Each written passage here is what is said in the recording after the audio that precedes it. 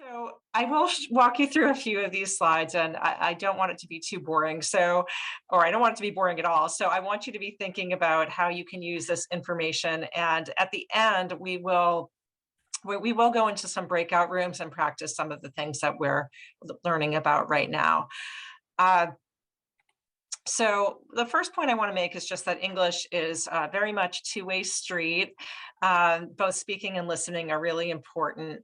Um, you have a great opportunity here, living here in the US right now, to be speaking English and listening to English in real context all the time.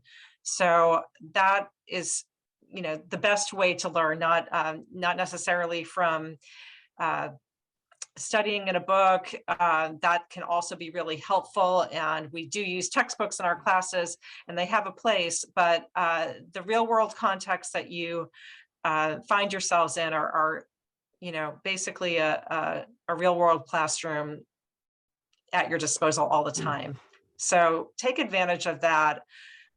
One way to really take advantage of every conversation you have is to take time to clarify and make sure that you understand what is happening in the conversation. And we call this active listening, and making sure that you understand before you move on. It may seem really obvious, but a lot of us, we don't want to let the other person know that we don't understand all the time. And it happens not only to people whose first language isn't English, but it happens to native speakers too, that there's many reasons why you might not understand another person, and many reasons why you might want to clarify. So never be afraid to do that, and think about the reasons that the misunderstanding might be happening. So, as it says on the left side, think about those reasons and how what you might be able to do to improve your understanding. So here are a few examples. It might be that the person is speaking too fast. So that happens all the time. And we have people from all over the world at the NIH, and they speak with many different accents and at many different speeds. And there's nothing wrong with saying, could you please speak a little more slowly? That can be really helpful. And also to keep in mind for yourself when you're speaking, to speak slowly for other people. You might understand part of what somebody says. So you might use a phrase like, sorry, I missed that. I missed what you said after whatever it was that they said that you understood. But try to keep the conversation moving forward by explaining what you understood and what part you didn't understand. That will help. Maybe you didn't quite get the pronunciation that somebody used. As I said, people are from many parts of the world. It might not be the pronunciation that you're familiar with. So again, you can ask to have something said more slowly. You can ask for a definition. Politely interrupting is not a problem. Excuse me, what does metabolism mean? And of course, you know the meaning of that word, but maybe you didn't understand that pronunciation, and you need to have them explain exactly what they're saying. Maybe they are using words that you don't understand. Maybe it goes beyond the pronunciation. So you might want to clarify. You can try to see if you understood the meaning, and just check. I think I understood that this is what you meant, but is that correct, or am I missing something? Just have a dialogue about what you do and don't understand. And of course, phone communication can be really hard when you can't see the other person. So one way is to say, hey, can I send you a follow-up email with some questions? And then try to continue that conversation in writing if you want to make sure you get everything. So those are a few tips, and we'll make sure that you get these slides so you have them. Another thing to just be aware of in English is that the spelling and the pronunciation are often very different. So a word that you might be familiar with from your studies of English over the years, suddenly you hear that word spoken and it sounds completely different than what you thought. And one of the reasons for that is that there are so many different ways that we can pronounce a single letter in English. Now, here's one example. The letter A in English could be pronounced differently in each of these words, like gray or lab or auburn, the color, or about or any. I don't know if you can hear those differences, but there are lots of different vowel sounds in English and they don't always connect to the spelling. So just something to be aware of, that might be why you're having trouble sometimes understanding a word or being understood. And there are some tools you can use to look up the words and hear them spoken and practice them when you become aware of those problems. So this is a chart I wanted to share with you, just again for awareness. I don't expect you to come away understanding all of these different tricky parts of the English language just from this talk, but just for an awareness, I think it will help you to understand, again, that a lot of misunderstanding about words can happen because we don't understand where the syllable stress should be, or we don't understand how they're pronounced based on their spelling. So if you look at the part of this chart on the top right, where it says blue moon, so that's putting a sound with a color. The sound is oo, the color is blue. And you can see all the different ways that oo can be spelled. This is kind of a grocery list of foods, and you see blueberries and tuna and juice all have that same sound, but they're all spelled differently. And then there's even more spellings on the left of that same box with cucumbers and noodles and soup. So it can be very confusing, but once you start to notice that there are sort of these categories of sounds, but they can be spelled very differently, you start to rely on your ears more and not so much on what the word looks like. I know that can be hard depending on the way that you learned English. We tend to rely on the way that the word looks. So this is a chart we call the color vowel chart. And again, it's based on those categories of vowel sounds associating a color with a sound. And I thought it would be fun to show you some examples of how you could categorize some words. And these are some science words that that you're probably quite familiar with, but the first is protocol. And one of the things you want to think about is, where is the syllable stress? And I've underlined that here with the O in the first syllable, protocol. And that sounds like rose coat. Oh. And the reason this is important is because if you put the syllable on the wrong, the stress on the wrong syllable, then it will sound like a completely different word in English. I'll give you the example of laboratory. That ah sound is in the first syllable, and that's what makes the word sound like the word laboratory. So we categorize it as a black cat word. But if we said laboratory and we put that stress in the different part, it would sound completely different to a native English speaker. It would be very hard to understand. So this is kind of a visual to get us thinking about both the stress syllable and the sound that it makes. The last two are kind of fun, kind of famous people at the NIH. We've got Dr. Fauci, where the stress syllable is that ow in the first part of his name. It sounds like brown cow. And we have Dr. Collins, who's going to be leaving, stepping down soon as the director of the NIH. He's had an incredible send-off just today. You can find it on YouTube.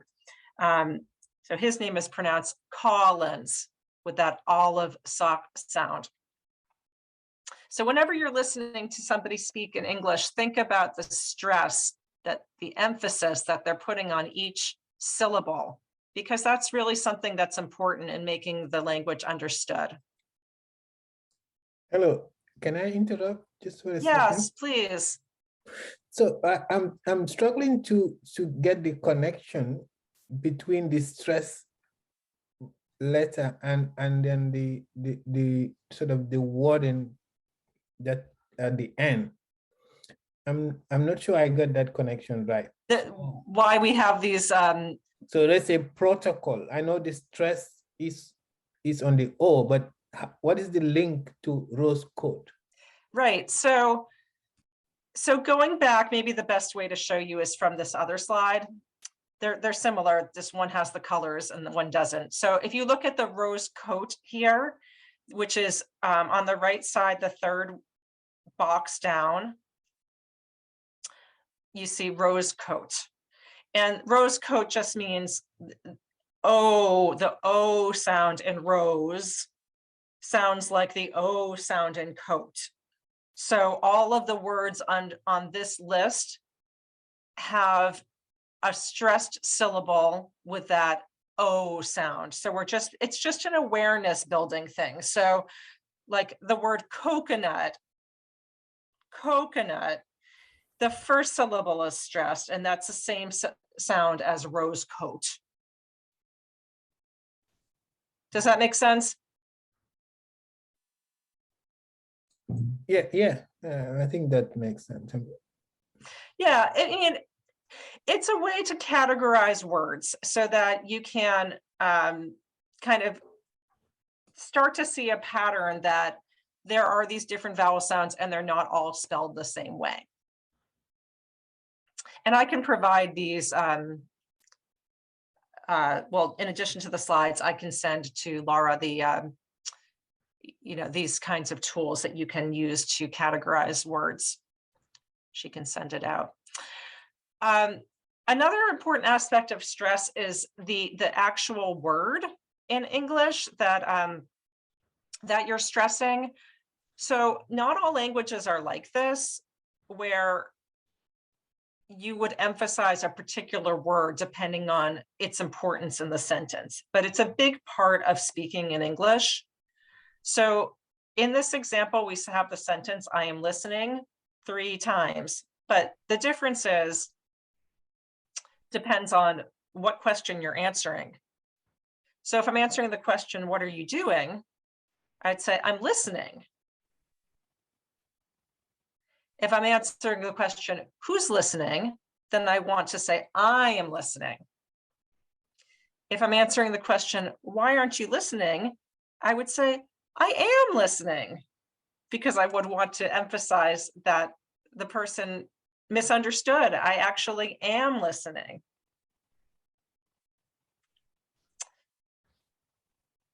Does that make sense? Oh, thank you, so Laura, for putting the link to the Dr. Collins farewell tribute.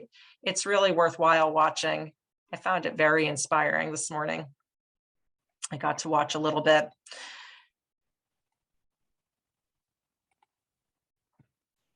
So on this slide, I put at the top, don't get stressed out. It's just a little joke because when we talk about being stressed out, it means we're feeling really nervous and not really good, really anxious. So that's kind of a phrasal verb expression in English. But when we're talking about pronunciation, we also use the word stress, and it has a different meaning. We're talking about the emphasis on the word. So as we talked about, kind of for English speakers, stress isn't really important for the meaning of the word and for the sentence. And in fact, if you emphasize the important parts of the word, because you know where that syllable stress is, and if you emphasize the important words in your sentence, other mistakes you might make with the language Like if you have trouble with a consonant sound or a consonant blend like TH, it's not as big a deal. People can still understand you. The other point I want to make here is about silence and how important that is. I think sometimes when we get nervous, we tend to speak really fast, and I might even be doing that now. So I have to think about how I can pause and let people think about the things that I'm saying. So that's just something that's really important when you're speaking. Give people time to digest what you're saying, to think about it, to understand you. And I sometimes compare that to music, because sometimes that's what makes music beautiful. There's a silence in between the parts. So think about that. It will help you and it will help other people. So moving on to another topic about getting to know people and using the English language. One of the first things that's going to happen is you'll probably introduce yourself to people in your lab, people in your work world, and you want to give people a chance to know you and give yourself a chance to have your name pronounced correctly. So I just want to emphasize that when you're getting to know people, take the time to explain to them how to pronounce your name. It's important. It will make you feel good and it will make them feel good. And it's really, there is a trend now toward really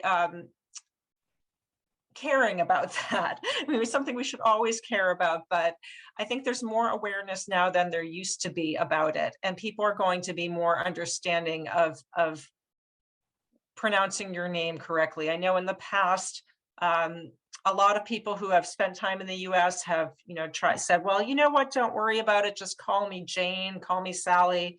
And if you like being called Jane or Sally, that's, up to you, of course, but don't feel like that's what you need to do. And there's a news story that was just on this on National Public Radio not too long ago, and about why it's so important.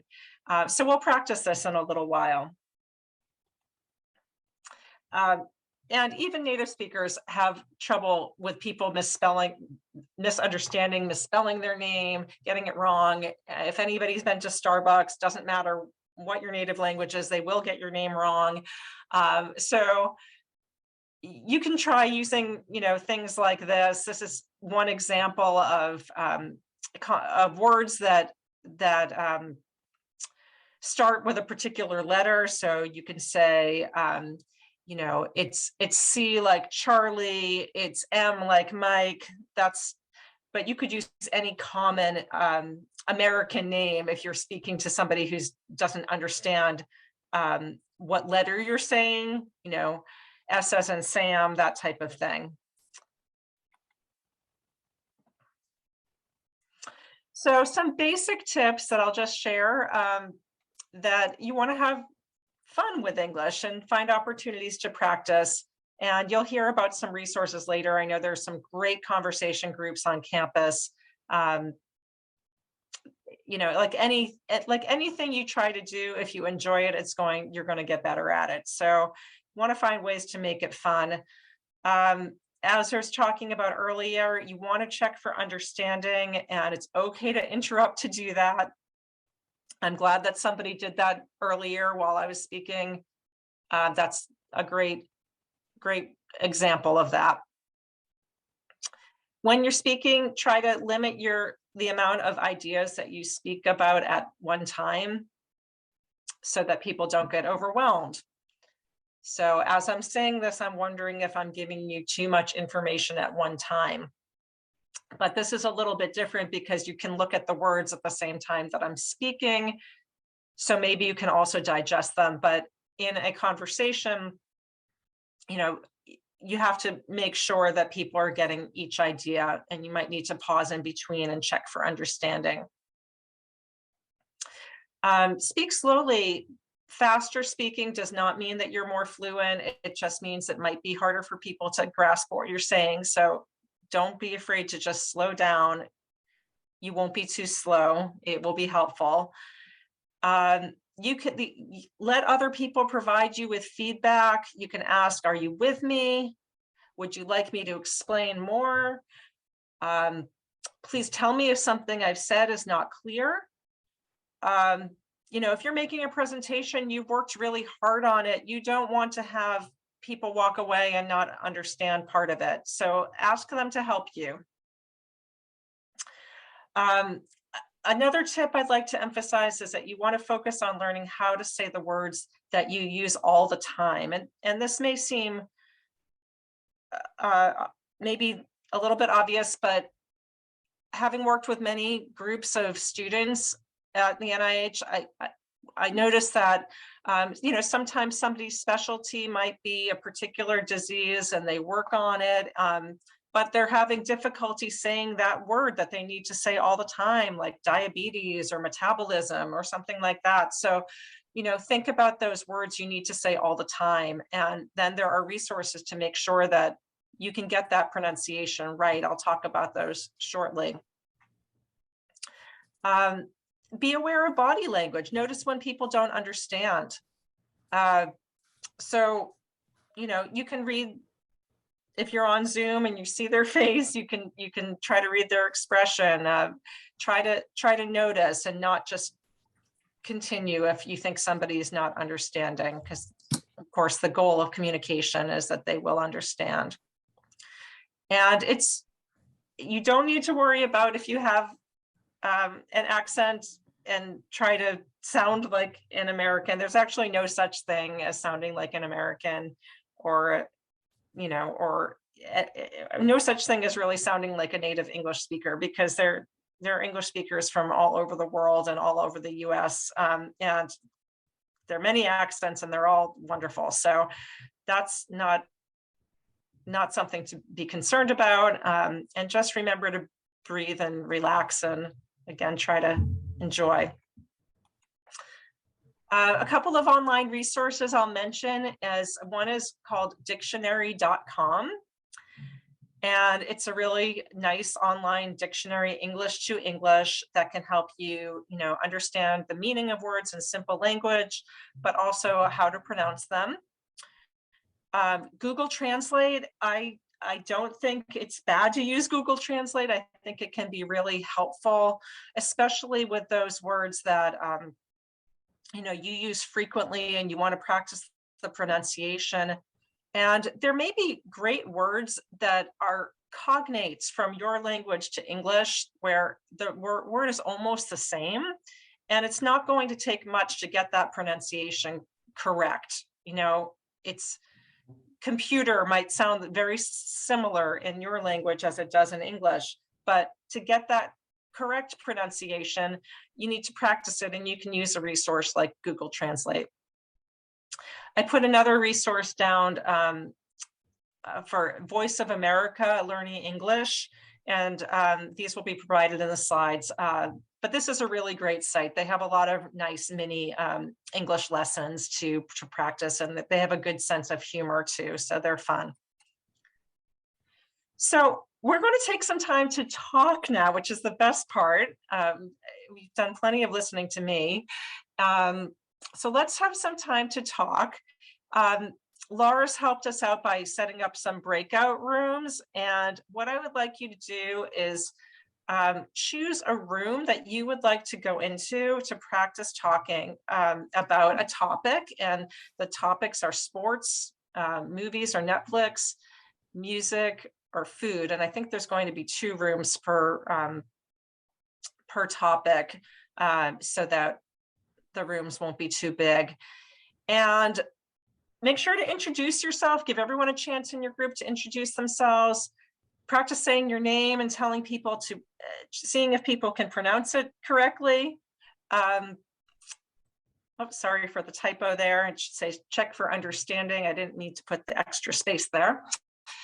But then talk about this shared interest. Talk about the topic of your room, and ask questions and just have fun. and try to come away with as much, understanding of what the other person is saying as you can. So ask questions. Your goal is to, to be able to tell somebody else later what you talked about. So you want to really try to engage with that person in a meaningful way, or those people. So Laura, can I hand it back to you to start those breakout rooms? And I also want to thank Percy for putting Youglish in the chat. That is a great resource. I've used Youglish before too. It's a great way to see a common phrase used by somebody famous in many contexts. So you can type in any phrase and then hear it said many different ways. So thank you for that. Yeah, great. Thank you, Jennifer. So I'm going to go ahead and open the breakout rooms. You all should be able to choose your own room and move around as you like. There are 2 for each topic. And so if you go into a room and either you're the only one there or there are a lot of people, feel free to move to a different one. And you can go ahead and join now. I want to encourage you to turn your cameras on so you can see each other while you do this. Yeah, thanks for saying that, Laura. That would be great. That's really going to help everyone to have a better conversation if we can see each other. And I'll try to hop from room to room so I can meet some of you as well. And yeah, enjoy the conversation. Hi. Welcome back, everyone. Thank you. Yeah, keep your cameras on. This is great. Good to see all of you. Wonderful. All right. I hope you all had great conversations. I got to pop into a couple of them, and I wish I could have really been in all of them and heard everything, because there were so many interesting things you were all talking about. I would love to have some volunteers tell us something interesting that you learned from your group. So let's hear from the movie group. Anybody want to say something that they learned from another person in the movie group?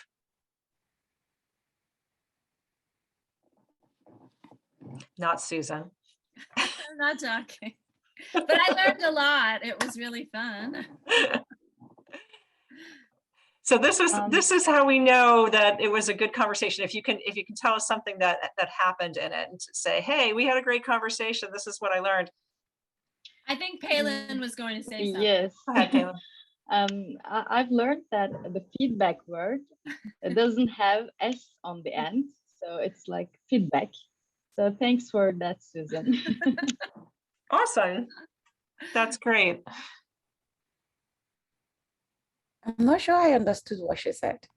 The word feedback, Palin thought there was an S sound at the end, and she learned that there isn't. So that's what she learned in that conversation.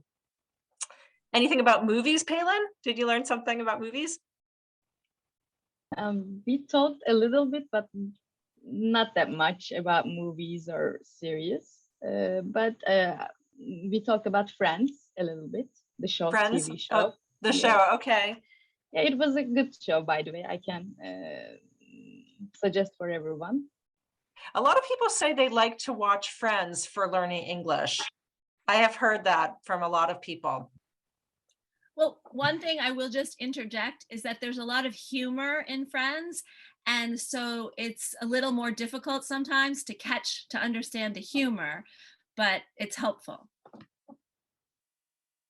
Great. How about somebody from the food group?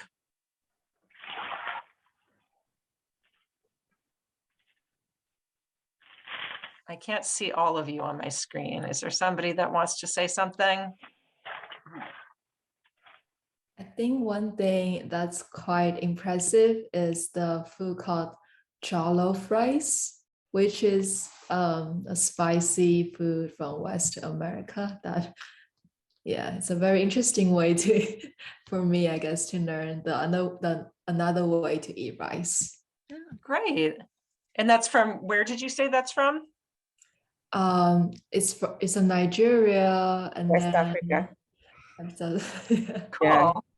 Oh, that's really neat. it's kind of the most common food in Nigeria, because Nigeria is so diverse. I think I mentioned that before, like over 200 million people with over 500 languages. So we have different foods for different people, but the most common food is jollof rice, which is also common across West Africa. There has been this national debate about Nigeria and Ghana jollof rice, which one tastes better. Love it. Nigerian jollof rice is better than Ghanaian jollof rice. How many And then languages? I also learned that they also eat jollof rice in Gambia, which is still another West African country. I didn't know that before. Could you repeat how many languages are in Nigeria? Over 500. Wow. Ooh, That's so amazing. yeah. It's possible? Yeah. So every Amazing. language are different from each other? Yes, yes. So there Like- are, of course, similar, right? There are some that have more people. Like in general, we say there are 3 major languages in Nigeria. That means that the people from the other minority languages can understand at least one of the 3, Okay. right? Nice. But even at that, they also all have their own different languages. Mhm. So, and that's why we Is speak. there any English as official English. language they use Sorry? all? The I mean- official language is English, Hmm. because we can't make anyone the official That's language. why, okay. Yeah. You should have some common things, common language. So let's go on. Let's go on to the last group, which is the sports group. Did anybody learn anything about a sport that they didn't know much about before?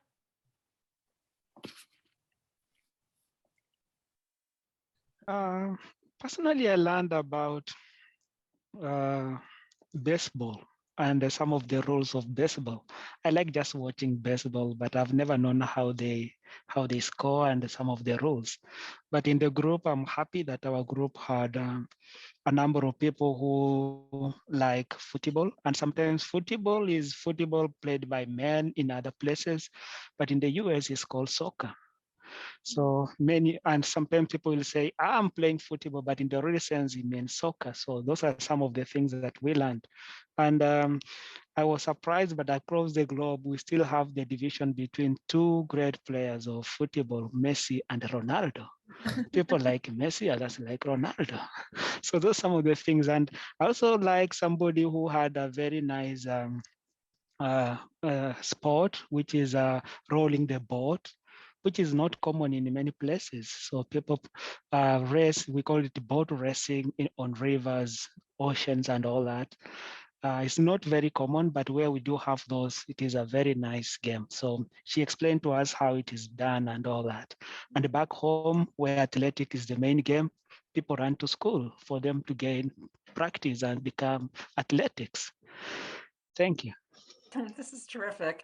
I wish we had more time for all these conversations, but later today, you're going to find out about ways that you can continue practicing conversation, and hopefully you will all keep doing that, keep practicing and just enjoying talking about these fun topics. So I guess that's our time. So I'll hand it back to Laura. Do we have questions for Jennifer?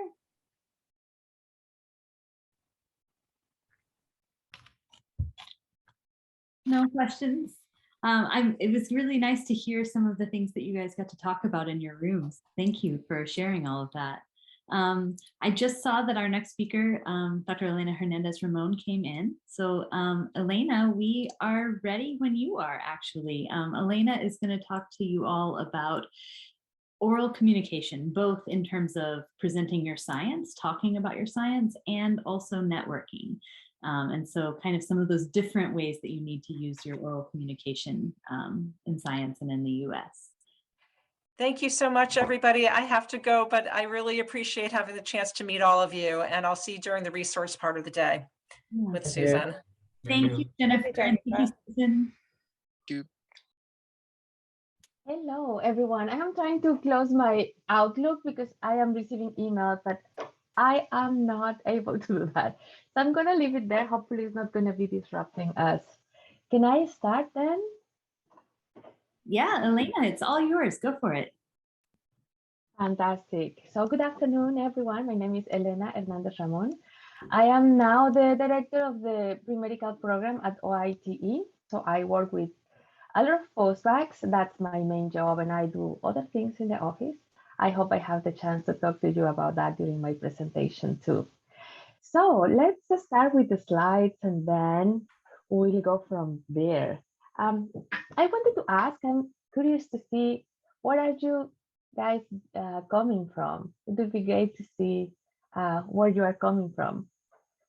Do you want to use the chat or verbally, whatever? We are not that many, right? So I think we can also talk if you want. Pura vida. Nice. From Korea. Nice. So I many. come from the Gambia. Wow. So we really have a very nice mix of different places. Misiani Ochoto, Kenya. Great, fantastic. Thank you for sharing. I am Amr from Egypt. Wow. This is so beautiful. I just love to see everybody coming from so many different places. Okay, Mongolia, Tanzania. Wow. Okay, let's start. I'm going to share my screen. Please let me know if you can see that. And I'm going to share also where I'm from. Don't worry. I know you already noticed my accent. So yes, I am from a different country too. So is that, no, it's not presentation mode. So the email is still coming, right? Yeah, I didn't know how to do that. Do you see my presentation mode or the presenter's mode? So right now I see I see your notes. Okay, I can mode. just presenter. Okay, let me just swap. Perfect. Okay, fantastic. And I don't have notes, but I think this is a nicer view. So yes, I have a plan for you for today's presentation. I think oral presentations and in general oral communication we know is very important. So I'm going to focus on your oral presentations for the science and other important aspects like presenting posters and networking. I am originally from Mexico. Now I would love to see you. Let me see if I can see you at the same time I see my screen. Yeah. Okay. Well, I don't see many of you sharing, but that whatever is fine. So I am originally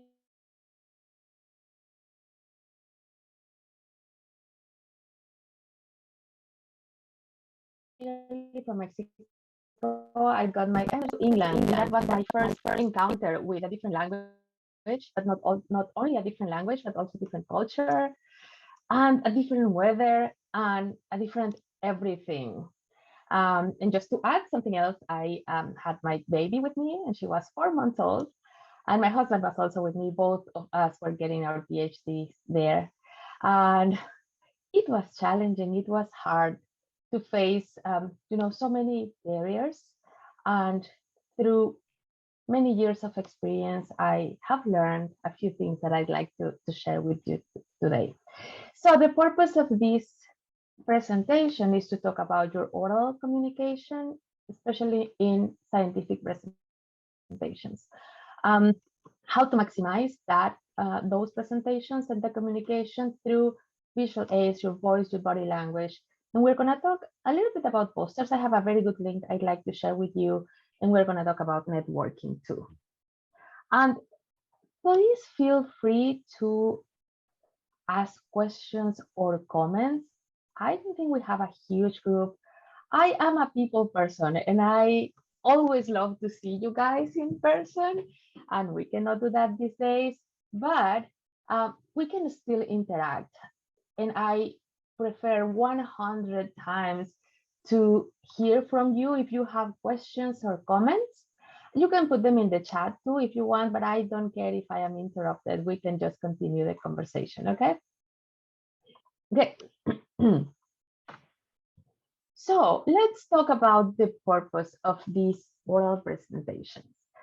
I think when we are presenting our work, our science, we want to transmit a message, right? So we're going to focus on that goal. We want people to understand what we want to say And for that, we need to be clear and simple. We are not going to try to sound sophisticated or complex, or they need to see how smart I am because this is like very complex. Then you have a big chance that they are not going to understand what you are saying. So my whole presentation is going to be about how to be clear and simple. Okay, good. So to do that, I am going to talk about how visual aids can help us transmit the message, how these tools from what people can see can help us to transmit that message. We're going to talk about your voice, your body language, and we're going to start with the visual aspects. So to start with, it is very important that you organize your presentation in an organic and structured way. If you do this clear and simple, again, they will get the message more easily. So having an outline at the beginning of your presentation may be very important. We always suggest, and maybe you have done this before when you present your science, especially when you present in a different language, being clear and simple is very important. So we usually recommend people to start with an introduction. And for this, and we do this in every language, right? We always start with a big picture. We don't want to start with very detailed, with very specific things. We want to say in general what we want to present, why it's important to have this research, what are the antecedents, what is the relevance of our work, big picture again, right? And then we can dip in with the hypothesis, with the question, scientific question, or with our goal. After that, and I really like to have these sections very well defined and clearly separated in your presentation, because every time you say, I'm going to present my results now, or in conclusion, and everybody says that when you say in conclusion, the people who were kind of sleeping are going to wake up because they at least want to hear the conclusions. So every time you go to one of these important sections, just be very clear about, I am going to talk about conclusions or future work or whatever, right? So having this outline is very important and people are going to follow you better. So let's start with the introduction, the picture, hypothesis, or question. I'm going to emphasize this in every section, but especially in this one, using figures, using cartoons, using representations, graphics, whatever, to explain in a simple way may be very, very important. Remember, pictures work better than words, right? And try to avoid acronyms. I don't know how long you have been here, but I know that coming to the NIH, after a few months, everything is an acronym, right? NIH, well, that's probably the most common and easy one. But then we start with institutes and centers, and then our genes and our proteins, and everything is like a 3-4 letter acronym. Yeah. I just wanted to say that acronyms is the rule of the game here. I mean, sometimes it gets so crazy. I was telling someone I was on my way to meet her, and then she said, "What's your ETA?" And I'm like, "What is ETA?" I had exactly the same experience. Exactly the same. What is ETA? I mean, is that so hard to say? What time are you arriving here? Right? Exactly. Yeah, I had that one in lab years ago. meetings. So in lab meetings, most of the times you get lost because you're still trying to crack your head to understand what FTA or DMS they are referring to. I know. So you're completely right, but I'm going to tell you something. After 6 months or a year, you will see that this is a contagious disease because we all start doing the same, right? So when you present your work, it's going to be so easy to get into the game and just use hundreds of acronyms. So please, don't let that happen, because many times what you are saying, which is now very, very familiar to you, is not familiar to other people, right? Even native speakers. If you start talking about your genes in the acronym way, that's not going to work. Okay, thank you for the comment. Okay, so I'm just going to give you an example of a way to represent something in a more simple way. So this was my PhD work. And I wanted to show some interactions, protein interactions, right? So if I want to say, well, I want to see how these dimers interact with each other, maybe this is an easier way to represent that than this one, right? So you can always go back to the more, not original, because we know that this is a representation, but if we start with something simple that people can remember, they can easily know what you are going to talk about, right? So for example, my big project was how these proteins, which are HPV-E2 proteins, interact with each other to loop the DNA, to form a loop in the DNA. And this interaction happens to be through the N-terminal domain. So I used to start like, oh, these little hands are the N-terminal domain, and these legs or these feet are the C-terminal domain. So this protein binds to the DNA through the C-terminal domain, but what is happening here? Maybe this interaction is responsible for this loop, right? Just an example to show you how cartoons and these kind of pictures can help transmit the message. It takes a lot of skills to be able to design those. Well, I need to share with you, I am not a skilled person in this aspect. There are a lot of figures and pictures, little pictures that you can take from the internet. So this was just a line, right? Actually, this is an oval because I don't know how to put like a half oval. So here, I don't know if I'm going to be able to show that, probably not, but I actually put like a square on top of my, okay, I messed this up, but I will fix it. Can you see it now? BioRender also. Sorry? You can use BioRender also, the kind of picture program for making. So you can do that, but if you are as unexperienced as me, what I did was just. Sorry, would you please put that suggestion in the chat box? The BioRender. Did you say? Yes, please do that. We are here to share all the resources. So if you can do that in the chat, that would be great. I find the spell and I will show you. Okay, great. So this is an oval with a square on top, right? Not big science. And then these little things, I took them from the internet and I just put 4 of them and I rotated them. So really, even me can do that. And I am not skilled at this. So the point is make it simple, make it easy for them to understand. Okay, let me see the chat. Okay, so you have the website there. What I don't know, maybe I am just lazy to learn so many new things, but I have tried some and they look so complicated. So you can try, please try to learn these new things. But if you find that difficult, PowerPoint, I still love it, right? Maybe the old versions, you can still do a lot of things with that. Okay, great. So the point was, yes, try to make this as simple as possible.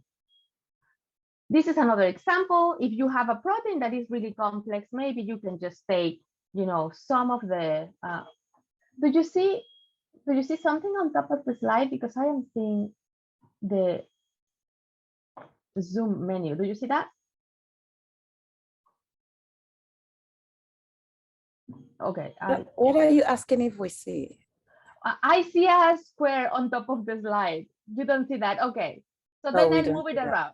I'll move it around. Yeah, I can work with this.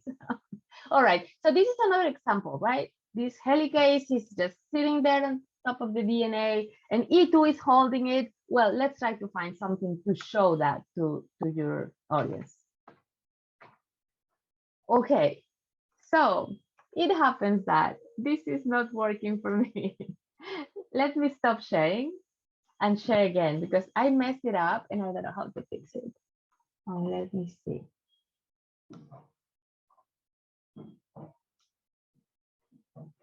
I think I duplicated instead of sharing. Give me 1 second. So as you can see, I am not the expert here, right? Okay, I'll do it again. But you know what? I'm gonna change. Okay, yeah, it is here. Okay, so it should work now.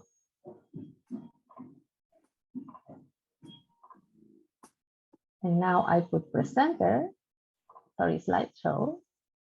And now I don't duplicate, I swap. Okay, so now it should work. Are you seeing the presentation? Yes. Okay, great, thank you. So simple examples of how we can use figures, how we can use little cartoons to show people the big picture, okay? Now let's talk a little bit about methods. So something that we always need to remember is that methods are just the means to answer our scientific questions, right?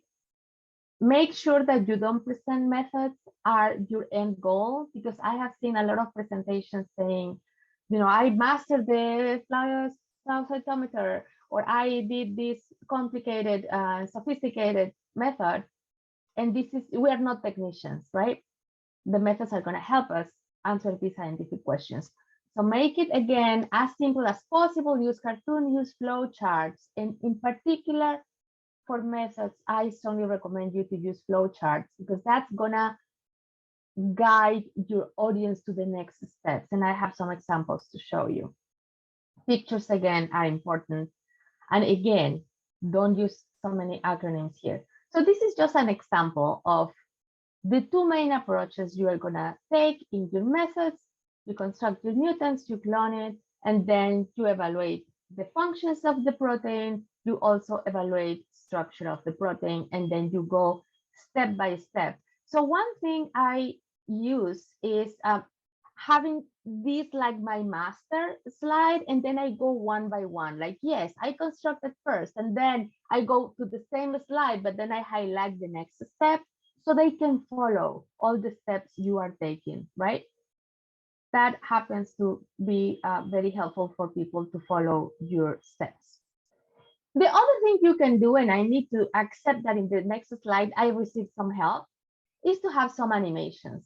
Just make sure that the animations are not that crazy and that they really show what you are trying to show, right? So for example, here, I need to say I had to coat the plate, the ELISA plate, with some antigens, and then I block with casein, and then I have a reaction, and then I incorporate the reaction to the wells, and then let me see, I have my first antibody and then my second antibody. So this is just a way somebody else did this. I didn't do it, but we use the same technique. So with permission, I borrowed this for my presentation, and people can understand better what you are doing there.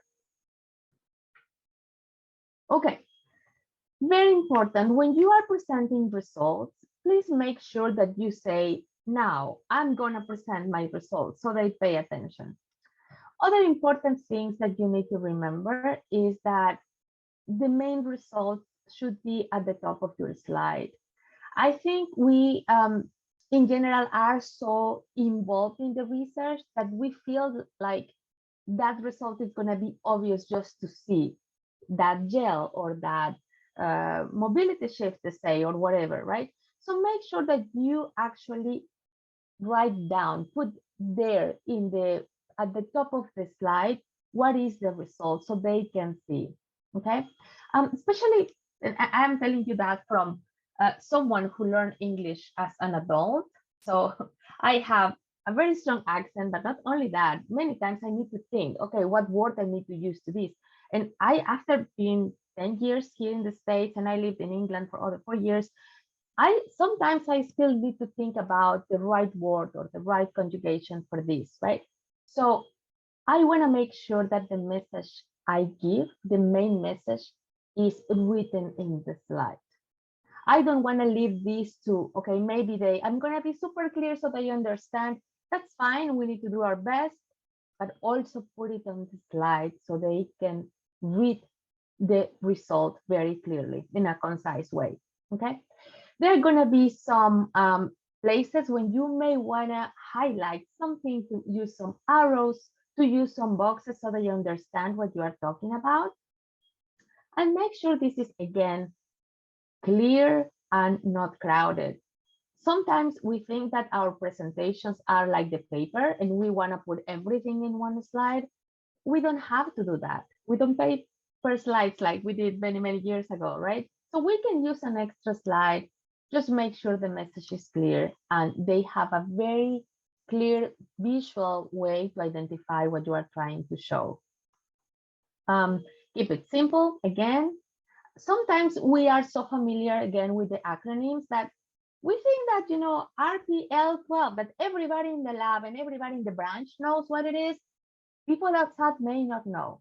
So if that is an activator, if that is a suppressor, if that is an inhibitor, whatever it is better to use those meaningful words instead of the acronym, right?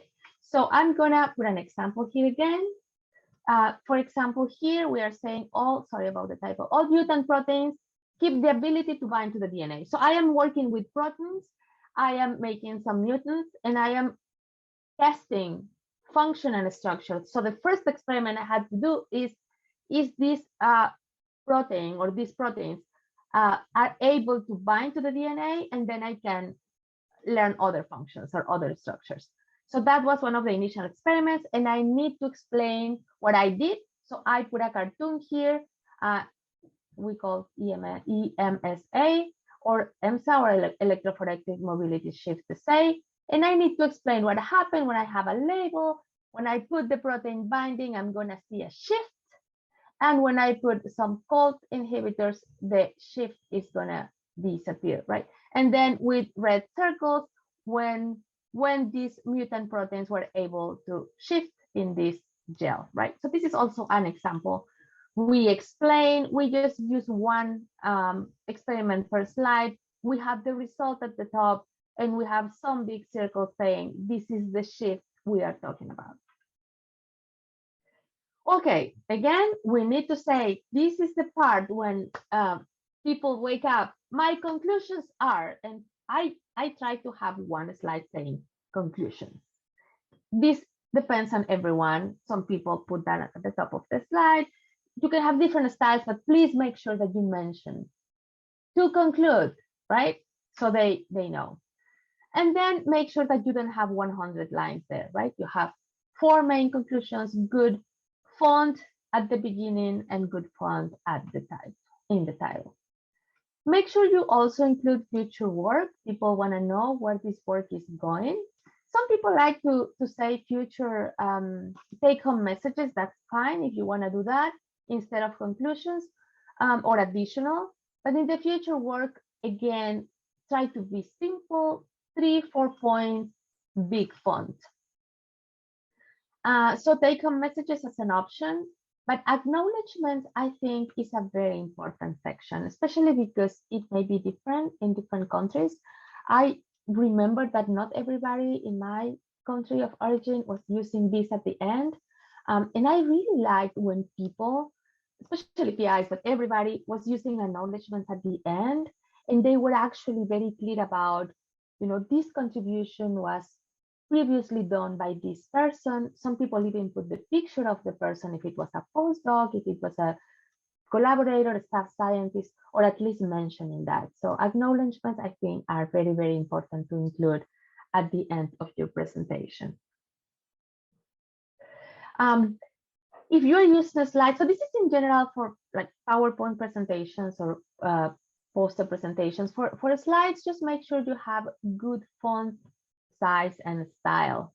So in general, we recommend Arial, or Arial is the most common one. 24 for the body and 40 for the title. This is not a hard rule. You can play with the font size, but make sure you have a good size for the title and good size for the body. Sometimes we want to say so many things that we open this box and we start putting more information and more information. And one of the ways PowerPoint works is that the more information you put, the size, the font size starts decreasing. So you end up with so many words, right? So if you have this situation, you can put a continuation in the next slide, but make sure that everything is big enough for the people to read, right? The other one is just try to put bullet points where you can then explain instead of putting everything you want on the slide. you don't want to be reading your slides, right? You want to have some points to talk about and not just having, everything and you read, because they can read somewhere else. And the other important aspect that I also learned over the years is that they are very cool backgrounds, but they are almost always distracting. So try to use just plain backgrounds or something simple, and try to avoid noisy animations or very a lot of movement, because a lot of people don't like that. Okay, so those are in general some of the aspects of the visual aspect. And I want to go to the next slide with the importance of your voice when you are presenting. But before doing that, I'd like to hear if there are any questions or comments so far. Anybody? No questions or comments? Okay, I guess we can continue. I hope you're not. Yeah. I think I just want to mention that in one of the examples of your conclusions, I kind of felt there was too much information there. My understanding of sort of a conclusion would be just a line or two, or that depends on the questions or questions that you were asking. I think I saw you were you had 5 or 4 bullet points as your conclusion. I was thinking, well, 1 or at most 2 would be more reasonable. Well, that's a very nice comment. I think it's going to depend on the type of presentation, your own style, at the end of the day, your PI style, because they are going to have a say there, right? This was my final conclusion of all my PhD. So I guess I was trying to, put more than a couple of comments there. But of course, these are some recommendations, but at the end, you are going to decide how much is too much, right? Just make sure that you don't have, more than 5 lines there, and you don't have a lot of details. Give me just 1 second, please.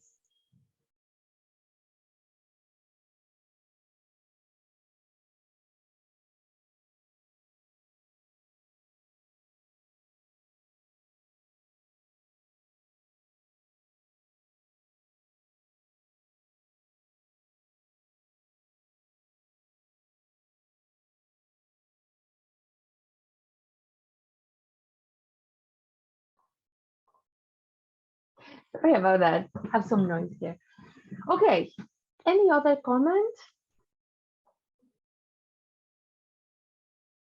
Okay, so let's continue with the voice. And I think this is a very important one. For many of you, I know not everyone here, but for many of you, English is not your first language. Oh, I see a comment here. Let me see. Okay, I think fine. So voice is important, especially when we feel, or that was at least my feeling, that I know I have an accent. I know that I may not have the exact right word at the moment as I have in Spanish. So it may be that I am not that confident. And that lack of confidence is going to transpire in your presentation. So it is very important for you to remember and remember and repeat.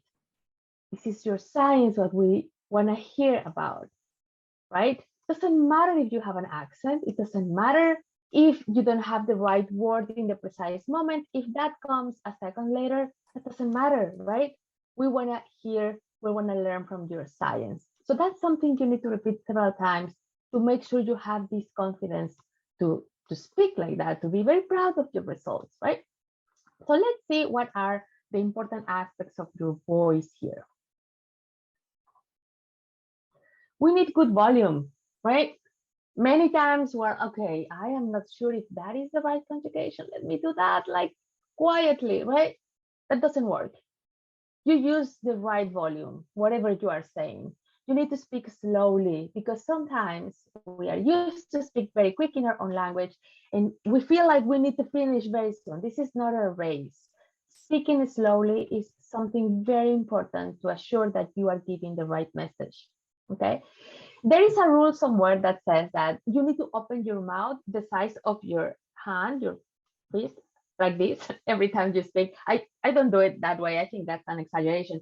But I think, and I have seen how important it is to open your mouth when you are speaking, right? The less you do it, the less clear it's going to be for them to understand you. Our voice tone should be affirmative and confident, right? Sometimes, and I'm going to talk about my experience and other international students I have talked to, we are so hesitant, we are so aware of, I don't know if that's the right word, I don't know if that's the right conjugation. And then when we talk, it looks like we are asking a question. So instead of saying, the protein had a good interaction, or the interaction to the DNA was through the C terminal, we said the interaction to the DNA was through the C terminal, right? And we are asking ourselves if that is the right pronunciation, but it sounds like you are asking yourself if that is a positive determinant result, if that makes sense. And I don't know if anybody relates here with what I am saying. Probably if I can see some hands up or not. But sometimes we are so hesitant about, okay, is this the right word or the right conjugation, that we don't sound confident. So it is important to use an affirmative voice tone. The variation of our speed and our pitch is very important. So we don't want a monotone. And let me share with you what happened to me when I moved from Mexico to England. It was like a robot, right? Like I need to say the things, but I didn't have any intonation. My speed was all the same. My pitch was all the same. So instead of saying, it was through the N-terminal domain that the protein interacts with DNA, I was just like, it is through the N-terminal domain how the protein interacts with the DNA. Plain, not enthusiastic, not excitement, nothing new. It looks like this is not relevant. So we need to feel the meaning. And I think that's super important. I learned that here after several years in England, and I moved to the US, and I remember an Argentinian mentor who was super expressive. She had a very strong accent, and she was super expressive. And at that point, when I saw her, I realized, actually, you can express your feelings with an accent, and that's totally okay, right? So make sure that you are enthusiastic and that you really play with your voice to transmit your message. And finally, your body language is going to be super important, right? So the way you stand up, the way your posture, how you present yourself, your eye contact, right? If you are looking at them, if you are looking down, that's a very different feeling. If you are tense or if you are relaxing your hands, if you smile, smiling is always a sign of confidence, right? So be yourself, be confident of your research. And it doesn't matter if sometimes that word was not the perfect word. It doesn't matter if you still have your accent or not, okay? Good. Once you presented, make sure that you're going to ask if they have questions, and sometimes the people ask questions and you don't understand. So if you don't understand the question, you can always ask again, right? Can you please tell me again what you said? I didn't understand, right? Sometimes that happens once, sometimes that happens 2 times, and then, oh, we feel embarrassed. I don't want to ask again, right? So you can take a good guess. You have the background, and most probably what you are guessing is what the person is asking. So you can always say, if I understand correctly, I think you're asking this. Let me know, right? So at least you can just continue the conversation. Or if this is what you are asking, this is my response, right? So that if you don't understand the question or the English. Now, if you understand and you don't know, I just felt so more relaxed when I heard you don't have to know the answer, right? it is just much better to be honest and say, that's an interesting question. I don't know the answer. I know this and that, but in that particular context, no, I don't know. It would be interesting to know that. Let me write it down. I'm gonna check that out, right? So we're always honest, and it's perfectly fine to say sometimes, I don't know the answer, right? Nobody knows everything. Okay, so for poster presentations, I have a very nice website here. It's a YouTube presentation. There are going to be some things different. So please take a look at that. Okay, so I'm going to start with networking. And I know I only have like 10 minutes more, Laura. Yeah, about 10 minutes, but this is okay. Good. Yeah. Any questions about or comments about the oral presentations? Nobody?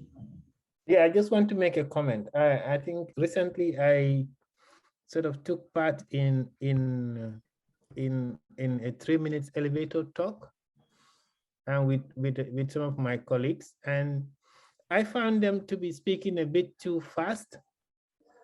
And then I said, okay, for clarity, I will speak a bit slowly. But unfortunately, I think maybe my speed was too slow, and they probably, I think the feedback I had was that, I was talking too slowly. So, I mean, in my view, it's difficult to find a good balance, because in your mind, you want to speak slowly so that this person that is listening to you will understand everything that you have to say. But again, if you don't sort of speak at a reasonable speed, you probably would get them to go to sleep or something like that. Right, of course. I guess there is a scale in everything, right? With the spectrum, we don't want to do like super slow. But honestly, this is the first time I hear that the feedback is too slow. The most common feedback I hear is that it was just too fast. Slow down. That's much more common to ask, because you don't hurt anybody when you are going slower, right? But if you go too fast, then they don't understand. So again, I think we need to adapt. Every lab is going to be different. Every person is going to be different. That was your case, and probably you just need to adapt to whatever feedback you receive, right? And it's important to always ask for feedback after presenting. But yeah, I have to say that's the less common feedback I hear from people who don't have English as the first language, right? But thank you for the comment. And that brings me to the point that there is not a hard rule for anything. We always need to adapt. We always need to check in with your PI, with your supervisor, to make sure that, what you are doing is working there. Okay, thank you. Okay, so let's go to the networking. So I think it's very, very important to learn how to network and not to be scared of networking, especially for international fellows. So take any opportunity you have to discuss your science, and that could be everywhere, of course, in meetings, in symposiums, but also in the coffee line, in receptions, in social events, right? This is a practice, and something important to remember is that networking is a learned skill. So that is something that if you practice, you are going to develop, right? So you can talk with collaborators, with potential networking contacts, with employees, but you can also talk with peers, and you never know it. I'm sure you have had these experiences before. Sometimes you are talking to your peer, your postdocs like you, or PIs, or postdocs, and then they tell you some important information, or they connect you with these important collaborators, right? So I think it's important to try to communicate with all levels, right? Because you never know, and it's important just to have this kind of habit to transmit and communicate your science. So remember, the goal is to have a conversation. I don't know if this has happened to you, but I remember when I was going to conferences, it was just so clear that people were reading the name tags just to see if you were enough interesting to have a conversation with or not. And that can also be very weird. So I would say try to communicate with many people. Of course, look for the PIs where you want to go to have a postdoc or whatever. Of course, you're going to do that, but you never know who can connect you with other people, right? Okay, so it's important to practice how to introduce yourself. Who are you talking to? Of course, you're going to probably use a different language. And when you have this conversation, have open-ended questions, right? Not yes or no. And you may even prepare with some talking points like weather, like current science headlines, like COVID, like everything that could be important at that moment, right? Okay, it looks like I have 3 minutes. Plans for your future are going to be important if you're looking for future positions, right? I'm going to skip this one because we already talked about that.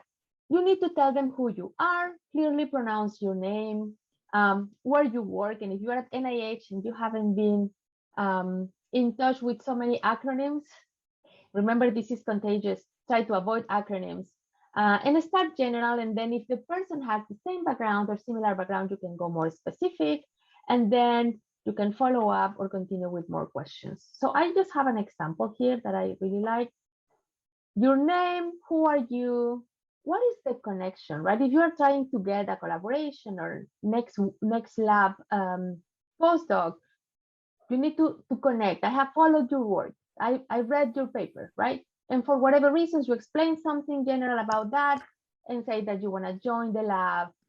Talk about your experience and how that is a good fit for that lab, right? So this is just an example. And then some phrases or words that can help you to keep the conversation going. Interesting. Tell me more about that. What is the best part of this? What did you like least, right? How did you get into whatever? And I really want to get to the point of the golden rule of the conversation. You don't need to be interesting. You need to be interested, right? Hear, listen what they are saying. Many times we are planning what we are going to say next, and we are not listening what people are telling you. So continue the conversation with them. And I really love Brad Packer's rule of networking. The more you talk about them, the greater the chance they will remember you, right? So make sure that you actually listen and talk about them. Okay, so I only have 1 minute left, and probably that's the message I'm receiving here. Okay, thank you, Laura. So it looks like I can take a couple of minutes more, and if you have questions, we can stay here. Okay, fantastic. So it is important to try to be as genuine as possible, right?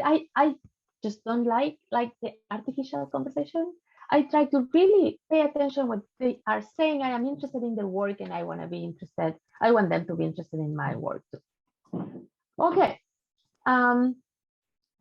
So some of these interactions are going to be more long-term relationships.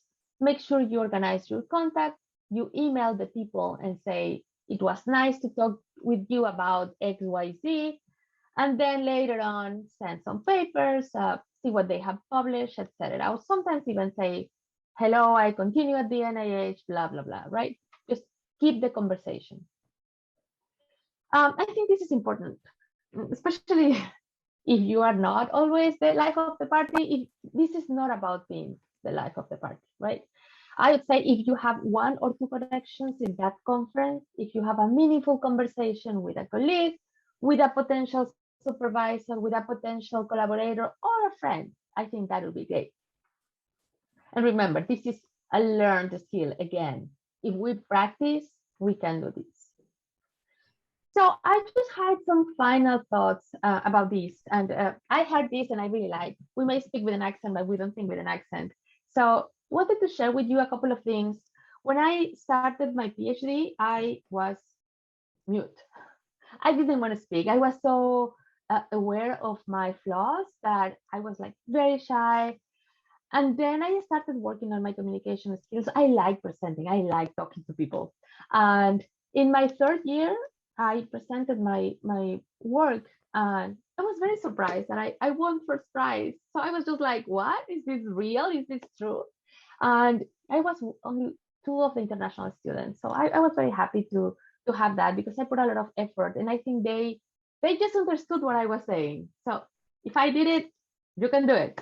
And then another experience I had, and that was at the NIH, I sometimes I don't understand native speakers or other accents, and I was really waiting. I was at a conference, and I was waiting for this very interesting talk, and I was not able. So I saw first. I think at that point I had more difficulty understanding like the Asian accent, and when the person started talking, it was one of my favorite topics. I was thinking, I'm not going to understand, right? So the person had a strong accent, and he was a wonderful speaker. He had everything on the slides. He has such an enthusiasm. I love that presentation with that strong accent. And at the end of the presentation, I decided to submit my application to teach at the Northern Virginia Community College. And I taught for 2 years, and my reviews were very good. So I was very happy after I have learned a lot from people. And I just realized that we can all, if I can teach, you can teach and do marvelous things. Okay, so I am done. This is my email. If you have other questions or comments, I love to have interaction with people, with international students even more. If you want to just make any comment after this or now, I am happy to hear from you. Is that okay, Laura? Can we have like an extra minute? Yeah, that's great. So you guys have a break next. And so if you have questions for Elena, then just stay back and you can ask your questions. And can I stop sharing so I can see you guys? Because as I told you, I am a people person and I don't want to see only squares here. Yeah, if you do desperately need the break, I understand. The next talk will start at 3. So just so you know that in case you need to run off. But then yes, let's go ahead with questions for Elena. You don't see my slides, right? Do you? I still see your slides. Okay, so how can I stop sharing? I just see. Stop sharing. What is the menu? Okay. I cannot see that, but I can hear your questions here. Oh, and I can see you. I have you in my other slide. Thank you. Go ahead. Whoever it was, I heard a voice. Was that true? Or I just want you to participate and ask me questions, please. No questions or comments? Thank you. Yeah, yes. Go ahead. Oh, thank you for sharing your story and also the good presentation. And we are encouraged by such like speakers. Yeah, you are a good speaker, especially how you can even show science. You know, some people think scientists, we don't know how to express ourselves. And therefore, with all that science, I'm happy that you have simplified how we can make our nice presentation. We really admire that. Thank you very much. Oh, you're very welcome. Yes. So nice to hear that. Any other question or comment? Yeah, go ahead. Just to say thank you, Alina. It was very informative, and I kind of got encouraged with your story. So yes, thank you. That's great. And especially the fact that you said even if you can teach, that we can teach as well. So yeah, that's really very encouraging. Really? Yeah, thank you. Yeah, you cannot imagine. My first year as a PhD person who was not speaking at all. I mean, I never imagined teaching in English, like never. Anybody else? Hi, Rotham. Good to see you again. All right, thank you. Bye-bye. Okay, well, I hope that was useful, guys. Yeah, I wanted to see you because I prefer to see faces, but I understand sometimes that's not possible. So good luck, and if you want to be in touch, you have my email. Elena, thank you so much. I want to add one thing, which is that as you think about networking and your network of contacts, Informational interviewing is a great way to do that, to be able to reach out to people and make contacts. And so I just put in the chat a link to a video specifically about informational interviews. Elena, thank you so much. Thank you for the invitation and welcome everybody. Thank you. Bye. Bye. All right, if you are still here, we have a break until 3. So get up, do something that isn't Zoom, walk around, get some water, that sort of thing. Hey guys, welcome to Forward. We're a new type of doctor's office that's providing.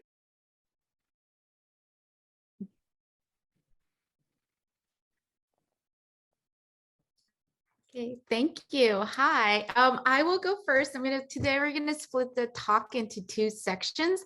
I will go ahead and get started. I'm Anna Hine. I'm Senior Advisor for Social and Behavioral Sciences, and I am a social psychologist by training who've worked on a lot of this diversity and inclusion arena. And Michael, do you want to introduce yourself now, or do you want to do it when your talk starts? Okay, I'm going to assume she's going to do it when, later half the talk when she gets to her part of the talk. Before we get started, I do see some names that I've seen in the diversity series. Some of you, all your names are familiar. If you have done that, some of these materials will be somewhat familiar to you, but I always say it's good to hear it multiple times. Secondly, we are not even scratching the surface here. We are, I don't even know, it's like a very, very tiny 0.01% of how diversity is thought about and approached in the workplace. If any of this is really interesting to you, we do have, OITE does offer a 5-part diversity series. And that is a series that goes through more in depth. We still call that a surface scratching, but it's 5 parts with small group discussions. Our second session for the year, so the session number 1 will start on January 24th, and it's on OIT's website. So if you are interested in it, please do go explore the sessions, or you could pick some sessions that are of interest to you and attend those. They're for all of NIH trainees, as well as visitors and fellows. Okay. Before I also go on, I've been told multiple times I talk super fast. When I go through my talks, I start getting fast and I go through things very quickly. So please, if I do that, and sometimes I do get carried away, just put an icon so I can see the participants. You don't have to show yourself on the video, but use that reaction button. So you could just put in the chat slow down, or just put any kind of icon up there. I'm going to take that as a slow down. So there's an icon that goes like this, like a hand like this. So if you want me to slow down, just throw that icon up there and I will try to slow down as best as I can. All right, so let's get started. So for the first half of today's talk, I really want to focus on benefits of diversity. Why do we care about diversity in biomedical workforce?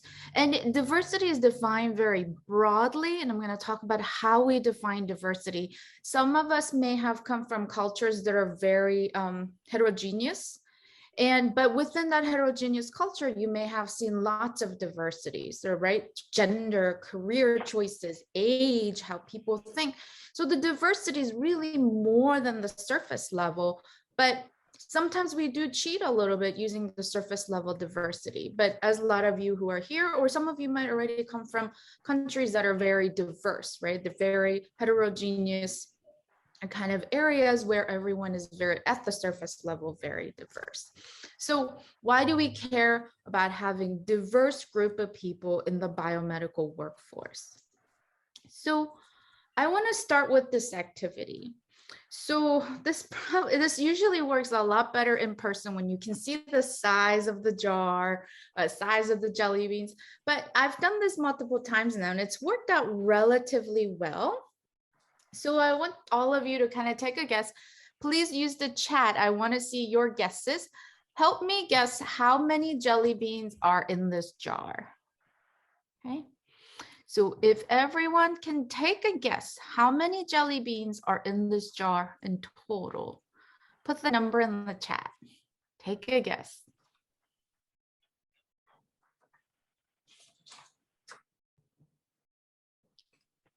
Okay, I see 100, I see 1,000, I see 10,000. 2,000, 10,000, 670. By the way, I will tell you how many is at the end. Anybody else want to take a guess? And if we were in person, oh, 2,000. If we were in person, I would have given like a chocolate bar or some kind of physical prize to the individual who came closest. But whoever comes closest, you'll just get the virtual clap. But okay. 1,500. I want that chocolate bar. Yeah, I'm sorry. Next time, you know, in the future, or actually, I will take the name of the person who came closest, and then whenever we can return to work, I owe you that chocolate bar, so you can come claim it at building 2, and I'll make sure it's a nice chocolate bar. Okay, 500. I will tell you at the very end of the talk how many there are. Okay. So I will tell you why we also did that. But before I talk about that, I do want to talk about why diversity matters. And in a nutshell, diversity really matters because it's all about capitalizing on the opportunity. So I'm going to go over some research, but what we know from decades of research, right? Decades of research in terms of diversity, we know that in more diverse groups, more diversity, it leads to excellence, creativity, more innovation. And it often leads to people to think broader, right? Like your scope of inquiry becomes a lot broader. You're more likely to think outside the box and come up with solutions to really complex problems. And think about our world is becoming more complex, and we need individuals who can really think, push us to think, and broaden scope of questions that we could ask. Think about health disparities. Many of you will hear going through the health disparities in the United States. There are huge health disparities, whether male or female, or African Americans or white Americans or Asians, right? There are different health disparities between the groups. And what we want is we want a diverse workforce to approach those problems so that one group isn't left behind at the cost of the other. And that really goes to ensuring fairness. If you have seen the new census data, right, the US demographics is changing quite a bit. There's some guesses, and later in about 2070, they expect US demographics, the minority groups, to become the majority. And the idea is that you want to make sure everyone gets a chance to be in that, contribute to that intellectual capital. So far, what I can tell you in science is that we have picked from a small subset of individuals, right? This individuals who are able to, right, go through a whole, like, pursue advanced degrees, etc. We're given more opportunities. What we've left subset of individuals behind who we couldn't really capitalize on their intellectual capital. So we want this diversity to really include fairness. So how diversity makes us smarter. Catherine Phillips, who's no longer with us, has really worked on this domain for a really long time. And here's her quote from her article. It's that diversity not only brings people with different backgrounds to bring new information, it turns out just simply interacting with people who are different from us, right? Different force us to prepare better, to anticipate alternative viewpoints, and to expect that reaching the consensus will take effort. So what she argues is what diversity really does for us is that not only do people bring different perspectives, right? Like, have you thought about this? Have you thought about this, right? Not only those different perspectives, but if you know someone who's very different from you, especially culturally different from you, you may think of what's plan B or plan A, or you may actually start to ask, what are my assumptions? If you think about science, I assume A and B is true, but maybe you start to question assumptions, and that's where some of the growth happens, right? And you assume that that person may not necessarily agree with your viewpoint, so you start to think about these other, right, viewpoints. How else do people think? And that you work harder to kind of reach a consensus. So I've been saying the word diversity a lot here. So what is diversity? Well, diversity is often defined by different or variety. And it doesn't pertain to a particular group, right? Although research shows that different groups are associated with varying groups of diversity, but it doesn't say, right, which group, for example. But here is what I wanted to point out. This idea that if you hear difference or variety, there is some value judgment associated with that, right? So just keep that in mind. The difference is not necessarily value free. And today we don't have time to get into stereotyping and prejudice, although Michael will cover some othering.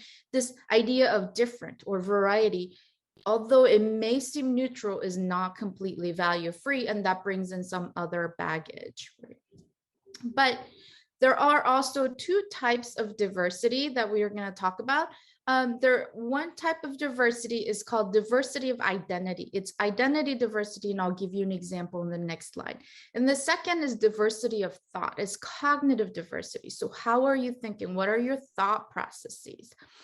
We know that both of these diversities have huge impact on how people operate in the workplace and as a group.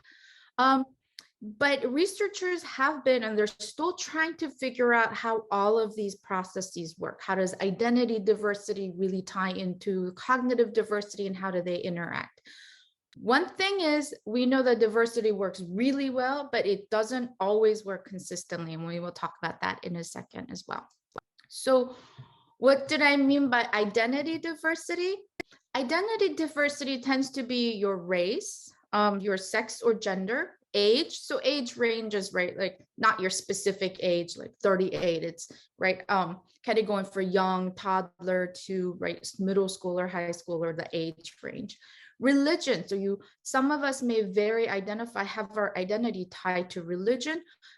Color, so we're talking about colorism here, skin color, your national origin. A lot of us have national pride, identity pride, national origin, or some disability status, disability or ability status. These identity diversity tends to be the form of diversity where people can see right away. Some of them you could hide. So there's an identity that it may not be as visually obvious, but a lot of identity components of identity diversity tends to be visually obvious. And this leads people who see you to put you in that category, right? So race, I am Asian American, right? All of you looking at me at Zoom can easily figure out that I'm Asian American, right? That ties me to my identity diversity. I'm also female, you know right away that I'm female. Again, it's kind of harder to hide those components. Cognitive diversity is always not obvious. People do pick them up pretty quickly, but it is not the most obvious form of diversity. So cognitive diversity includes things like tenure in the organization. So how long have you been at certain organizations? So presumably longer you've been there, you know, kind of the cultural history or the organizational culture. Educational background, although I have a feeling most of us on the Zoom talk have pretty similar educational backgrounds. It's different discipline, but educational level wise are pretty similar. Work styles. So some of us may be very detail oriented. Some of us may be a broad thinker, right? Just the way you work, you like more regimented schedule, you like more flexible schedule. Other kind of cognitive diversity is language. So you can speak multiple languages, right? And some languages actually, the language really influences how you think as well. So depending on the language, the way the thoughts are, the way the verb and the noun are structured or turned around. So it turns out lots of evidence show that those individuals also think a little bit differently. The order of thought also is very dependent on your language and how your language is crafted. Obviously, your culture, those are huge things, right? Socioeconomic status. So, right, people who come from a lower socioeconomic status or very high socioeconomic status or even the middle, right, they may have different experiences or different thought processes, personal experience and personal beliefs. But if you look at the list in cognitive diversity, very few of these are things you can see right away, right? So you can't tell somebody's educational background or their language just by looking at them. So these tend to be not as obvious, and you have to get to know the person to get to the cognitive diversity. Having said that, I am going to give you a caveat. There are some experiments showing that if when given about 10 to 30 seconds, people can pick out few things like socioeconomic status and education level. So there are some things that people can pick out, but unless you talk to me, you have no idea how long I've been at NIH. It's going on 7 years, by the way. All right. So diversity. Going forward for the rest of the talk, the next 15 minutes, I'm going to cheat a little bit and just use gender and ethnic identity as a proxy for cognitive diversity. And the reason we do that is, and researchers also do that as well, and we all, by the way, in this field, admit that it's imperfect. It's really easy to assess somebody's gender or race, right? I may not even have to ask you in terms of gender, right? I could just kind of see your kind of gender. It's pretty easy. You just check a box, versus with a cognitive diversity, you may have to ask a whole set of questions. So far, a lot of research has really focused on gender and ethnic identities, and the example I'm going to give also focuses on that. Okay. So kind of talking about diversity, the reason we also really put a lot of emphasis on this is first time in the human history, working human history, we have 5 generations in the workforce. And these generations have very specific definitions and names in the United States here.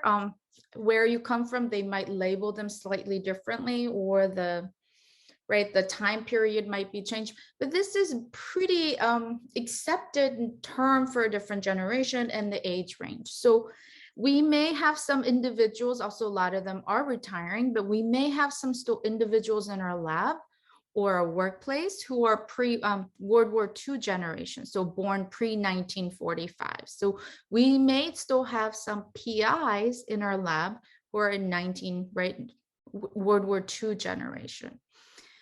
I'm assuming a lot of the Bronto scientists at NIH are currently the baby boom generation. They're born between 1946 and 1964.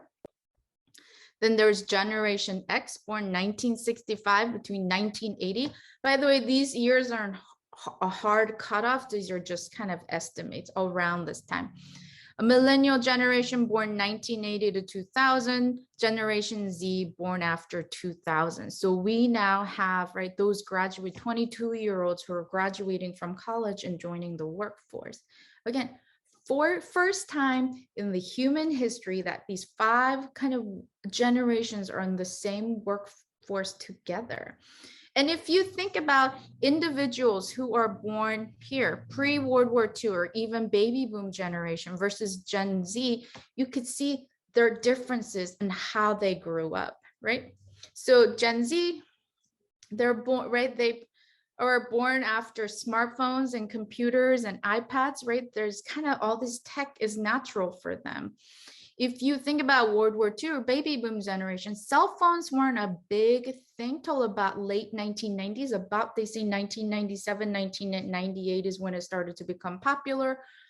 Think about this. They didn't have cell phones growing up. They didn't have cell phones until well into their adulthood, right? And then we have some generations here.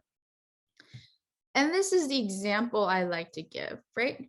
Here's this thing. How many of you know what this is or have used it? So how many of you have actually used this, something just like this? So feel free to put it in the chat or do an icon. Okay, Laura says she has used it and she knows what it is.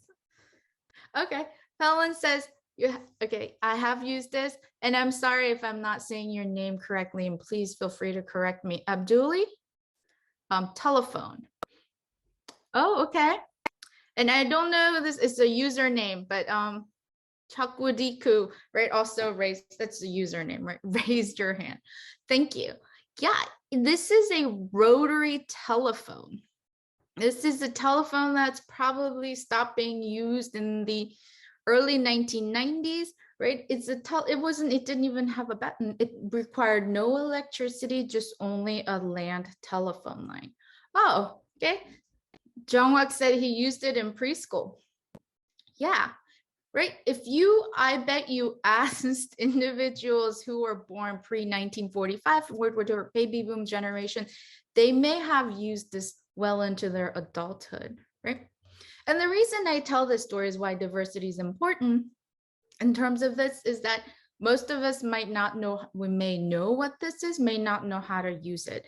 And I tell the story of, I had a colleague family friend, who actually still had one of these at her house. And I made fun of her. I was like, what are you doing with this? Like, no one even uses this, right? And she had this great point that she said, if we lose electricity, cell phone towers go down, she said, I can still call 911 using my phone. And by the way, at the time when I talked to her, right, landline was the only way to get 911 to know exactly where your location is. And I was like, oh yeah, that's diversity of thought. Just a different way of thinking. And the reason I had all of you do the jelly bean task is this wisdom of the crowd. That the crowd has the wisdom and the knowledge all together. And the example of this is the early example in the 1900s. Sir Galton went to a fair in England and asked people to guess the weight of the cow. So there was a cow at the fair. They say, how much do you think this cow weighs? Okay. And what he found is that the average estimate, average of everyone's guesses, came closest to actual weight of the cow. So in his particular experiment, it was 1,197 pounds. That was the average of all the guesses. And the actual weight was 1,198. So the average of crowds' guesses came closest to getting to the right answer. And just so you know, I know that's early 1900s. Can we replicate that recently? This was recently done not too long ago using an NPR did this. And they just showed picture of the cow. The cow was named Penelope the cow. And this is exactly the picture. They just said, look at this picture. How much does this cow weigh? Okay. And you see, actually people didn't do so bad. The average guess of everyone who participated was 1,287 pounds. The actual weight was 1,355 pounds. So there's about 68 pound differences. But notice they didn't truncate the ends. So they included individuals who gets 0. Okay, probably not taking it seriously, but they also included individuals who guessed all the way to 3,500 pounds. When you aggregate all that, you come pretty close to the average, the actual weight of the cow. The neat thing is they did a variation in the Sir Galton study, which is Sir Galton did the same thing. They asked people, are you a cow expert? Do you work with cows? How much do you know? They did the same thing and they find essentially the same thing they did with Sir Galton, which was that the cow experts, people who work with cows, actually did worse. So when you find out that over here, there's 83 pound difference, not huge, but the experts actually did worse than the average of all individuals. That's the wisdom of the crowd. So the idea here is that we are smarter and more creative as an interactive networked organizations when we all interact and talk to each other and work as an organization. So diversity of that. So let me give you just a few evidence as to how diversity can really improve your workplace, creativity, innovation. So earlier in the talk, I said diversity increases creativity, novel information, novel perspective, better decision-making. Let me walk you from a few scientific evidences. There are tons of evidence in this, and I'm going to talk about the study in a second, but research conducted by more diverse team is cited more often and published in more prestigious journals. Diversity increases available cognitive tools as well as creative problem solving. So this is not a study I'm going to talk about, but they have creative, very out of the box thinking. Is a Duncan candle problem where they give you some tools and you have to solve the problem, but really the solution to the problem is that you have to literally think outside the box. You have to use the tools, tools that are given to you, not as tools, if that makes sense. Turns out diverse groups solve that much quicker. Diverse groups solve a complex maze much quicker than very homogeneous group. So lots of research shows that diverse group makes better and more accurate decisions. Okay. So here's the idea. In this study, you can see they looked at 2.57 million scientific papers. They only looked at papers in the US, and they just correlated with surnames of authors. Just looked at the last names and see how diverse are they. Again, not a perfect study. They just estimated kind of diversity using the last names. But what they found is that more diverse the group, they receive more citations and they publish in journal with higher impact factor, which seems to hint at the idea that these diverse groups seems to have more innovative scientific ideas. And this is Scott Page, who works a lot in this domain. And what he argues in his experiment is that you can have diversity outperforms ability. And in his argument, what he says, once you have 100 applicants, so qualified applicant pool, they met the threshold, they met your cutoff. From that 100, you can pick 20 highest scoring, or you can pick random selection of 20. And what he argues is that this random selection of 20 people are much better at problem solving, because this random selection of 20 tends to be more diverse. What they find is that top 20 highest scoring individuals tend to be very homogeneous. So they seem to be individuals who are very similar to each other, but the random selection does a lot better. This is similar to idea Barry Schwartz and others lately have argued that prestigious universities like Harvard and Yale should have a threshold. So everyone who meets this cutoff should get thrown into a pool, and they should have a lottery system where they just randomly pull qualified people. So once you met the threshold, they shouldn't have admission process. If Harvard and Yale really wants to do well, they should pick just kind of a lottery system that's fairest for all, but also ensures the diversity of everybody. Hello, Anna. Yes. Just thinking about what the previous slide actually. This one. I think for the top 20, I think it appears to be more likely to do better than a random selection. I think you will have diversity of ideas within the random selection. But I think if it was the competition, I think the chances, in my view, for the top 20 to perform better than the random selection should be higher. I mean, yes. So that's absolutely valid point, and people do argue that quite a bit. But the problem is the top 20 highest scoring, there are multiple components. And if you talk about college admission process, part of that is biases of people who are selecting who they think are top 20, if that makes sense. So there's bias components involved as well. But if we take the top 20, let's say highest test scoring, what they argue is that it's one-time capture. So you're missing some other variability. So what you're doing is people who can only perform in this one aspect, who may not be able to do other things. The other example of this is Texas had med schools where they admitted all these people, but then the state legislature said, well, Texas is running out of doctors, so you need to admit more people. Here's more money, give us more people. By the time that happened, when they went into the application pool, the other good candidates had already accepted at other institutions. So they were disappointed because they were left with the lowest scoring, but who still met the threshold, right? So they met the cutoff, but they weren't accepted elsewhere, and they had to pull from those individuals. When they did that, they actually, after that, tracked these students. So the first, like the preferred people who was the best scoring, highest scoring, and then the later accepted students.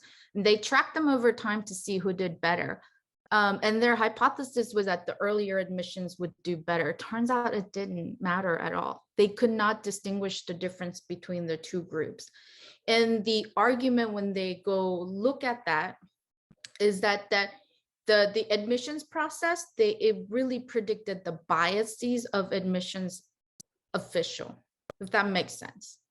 So yes, the top highest scoring may do better on that particular exact test. If it's the exact same similar test the next round, yes, they will score better. But if the test deviates any time outside of that, they say this random selection does better. Does that make sense to you?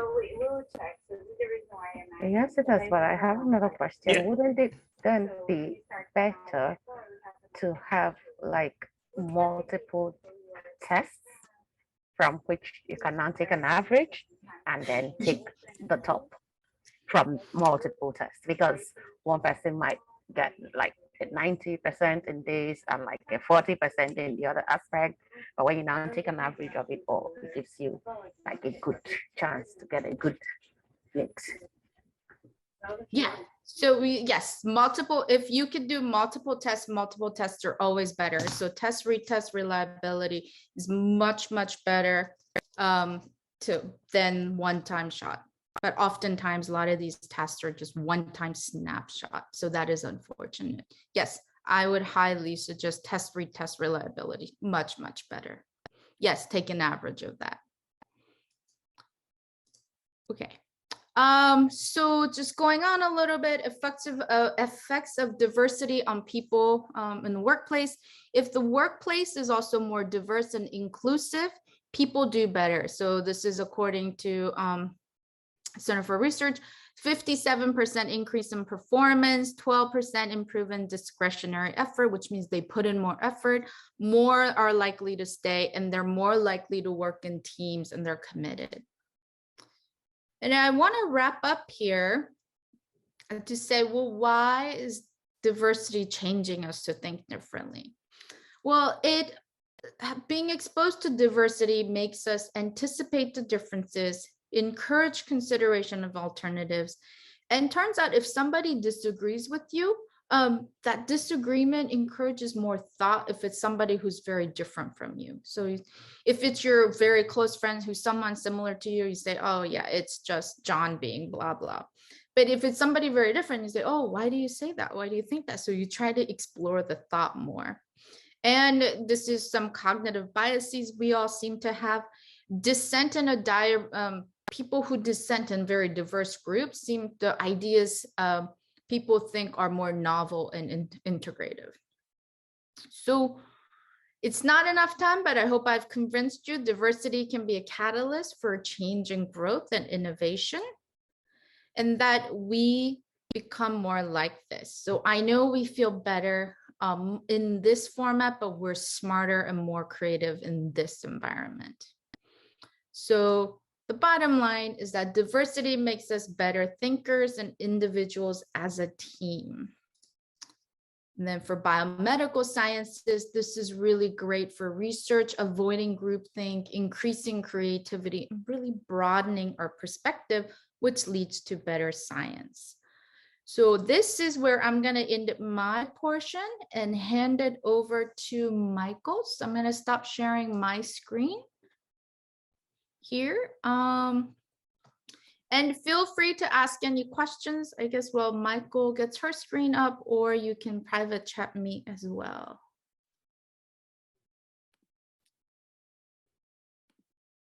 Thank you, Anna. Whoops. Thanks for helping us really understand why diversity is such a positive force in the workforce, especially in the biomedical sciences. So hello, everybody. I'm Michael Sheridan. I came to the NIH in 2014. after having a career as a university professor. And I retired from NIH last year, but I'm still working as a consultant with my lovely OITE colleagues. So it's really lovely to be with you today. I've come and done this many times working with this program, and I think it's great that we offer it, and I hope it's been useful to you. So I'm going to be talking now about, we know that diversity definitely, as Anna said, makes us more creative, makes us deeper thinkers, makes us better. So the issue is, how do we embrace diversity? How do we move from this sense of othering, where we see people as different than we are, to a real sense of belonging? I want to start by identifying some universal human experiences. This is true for every human being. The first is, we all have multiple identities, and Anna talked about identities based on differences based on our identities and also our thought patterns. So, but we all are more than one thing. None of us are just one thing. I'm not just a woman. I'm not just an older woman. I'm not just a person who's identified as white. I'm a lot of different things, and so are all of you. We all have these multiple identities that we use to define ourselves, and we also have others, identities that others use to define us. And the difference between these two is, it's always important to be able to name and claim our own identities rather than to have other people label us. It's much more empowering to be able to define ourselves. In the US context, these are the identities that are most often linked when we're talking about diversity. So race, ethnicity, nationality, immigrant status, our religious or spiritual affiliation or beliefs, sex and gender, sexual orientation, age, disability, and socioeconomic status. These are the ones that generally are in the conversation about diversity, and unfortunately are also the ones that tend to have us engage in othering of one another. So beyond the issue of our identities, there's also this human experience, in that we all have internalized biases. We're not born with these biases, but we're born into families, communities, societies that pass along stereotypes and misunderstandings about groups that we don't belong to, but also groups that we do belong to. So even a group that we might belong to ourselves, we've internalized biases.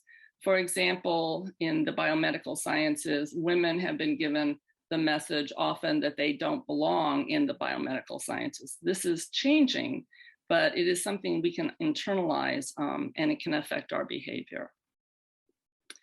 Another universal human need is, we all need to be seen, heard, and valued for all of who we are. So for all of our identities and all of our life experiences, we need to not be seen as just one facet, but seen, heard, and most importantly, valued for all of who we are and all that we bring to the table.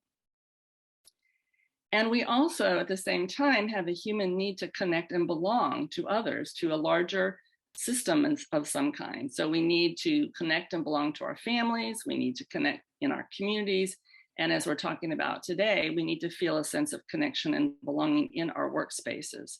And sometimes these two human needs, to be seen, heard, and valued for who we are, can be somewhat in conflict with our need to connect and belong, because sometimes we're afraid to bring all of who we are to a particular workspace, for example, because we're fearful of whether we will be accepted and whether we'll be able to really connect and belong.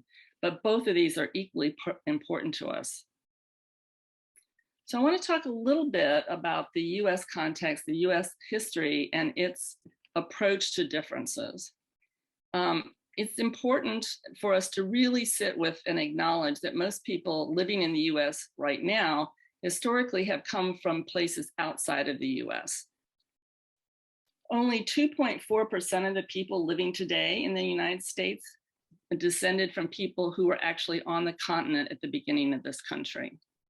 Everyone else immigrated from other countries, came as indentured servants, were brought here against their will in bondage, or were colonized following the US-Mexican War. So sometimes you'll hear the statement that the US is a nation of immigrants, but we need to also recognize that there are other ways that people's ancestors came to this country, and not always by choice. And the way that the US culture has dealt with differences is an interesting history unto itself. So there's two different perspectives on what do you have to do to become American. One is the assimilation process. You might have heard the term melting pot. And this was definitely the thinking in the turn of the last century when we had a really huge rise in immigration. And this perspective was that to become an American, you really needed to let go of your previous culture, your previous country, your language, the way you dressed, the food you ate, and so that you all became looking, quote unquote, like an American. And so that picture underneath there of the stew that looks just sort of all one color and not much variety to it, that's kind of the assimilation viewpoint. The problem with this is that it was easier for some people to assimilate or become American, mostly those people who came from places where they were identified as white. And for other people, it was much more difficult, no matter what they did, to be seen as quote unquote American. So more recently, there's been a different approach to this called multiculturalism. And that is often called the tossed salad or patchwork quilt, sort of as analogy. And there you'll see that there's a salad there and all of the textures and colors and tastes are still there. And what this is referring to is that we can become part of this country, but still hold on to our heritage, our way of being from our original country. And that in fact, by bringing those distinct ways of being to the United States, it enriches the whole country. And this latter sort of approach is where we're trying to be today. And it also, all of this affects not only people who are citizens, but visitors too, including visiting scientists. So if you're here and you still have your citizenship in another country, you may want to eventually become a US citizen. But even if you don't, and you want to continue to have your citizenship of your original country, you want to be seen as making a contribution and to be recognized and valued for that. And so multiculturalism really is the viewpoint or the perspective that helps that happen. So this is our cartoon. We have these two little creatures here. And the first one says, "Stop othering me." And the second one innocently says, "What's othering?" And the first one says, "Your kind could never understand." And the reason this cartoon is so poignant and true is we have the person who originally felt othered turning around and doing the othering of the other person by saying, "Your kind could never understand." That's a kind of othering unto itself. And this is often what happens with us.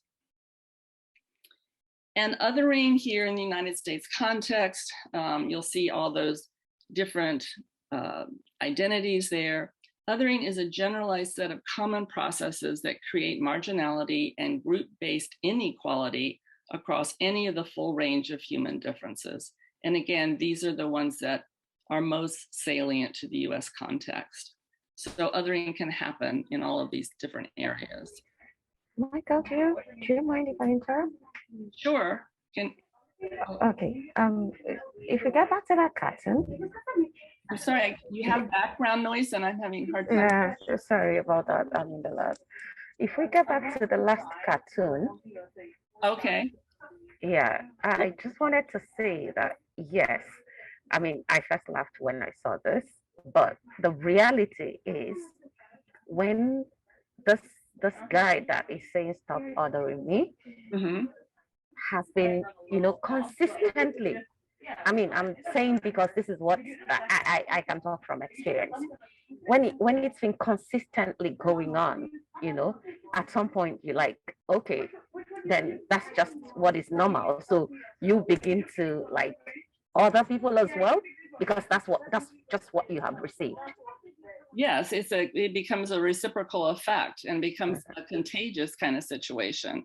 And the person who has experienced othering, over and over and over again, perhaps rightly thinks that the person who's doing it could never understand, perhaps because they haven't experienced it.